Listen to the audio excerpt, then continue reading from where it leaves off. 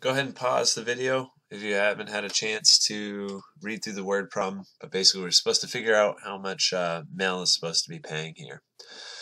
So Mel's got a $200 deductible. How much of the bill is Mel responsible for A? That's what I'm helping to solve here.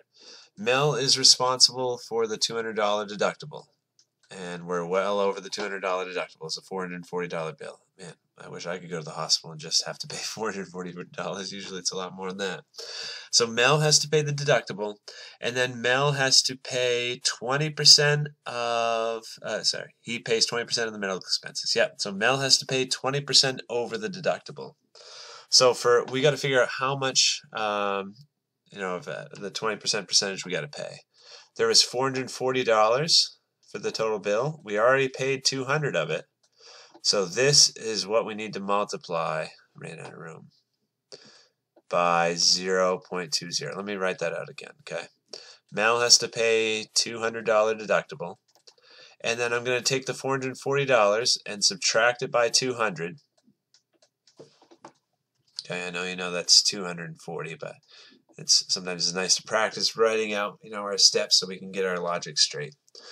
This quantity represents how much money is left over to be paid. And our insurance plan says we have to pay 20% of anything after the deductible.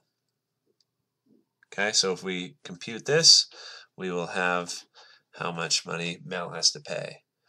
So let's just do 200 plus, now in the parentheses first, we got 240 times 0.20. So now multiplication comes next. That makes 48. So $248 is what Mel is responsible for. And then part B, how much will the insurance company be responsible for? The insurance company doesn't pay this deductible of $200, right? We said that $440, if you take out the deductible, there's $240 left. The insurance company pays 80% after the deductible. So let's multiply the amount after the deductible by the decimal form of 80%. So $192.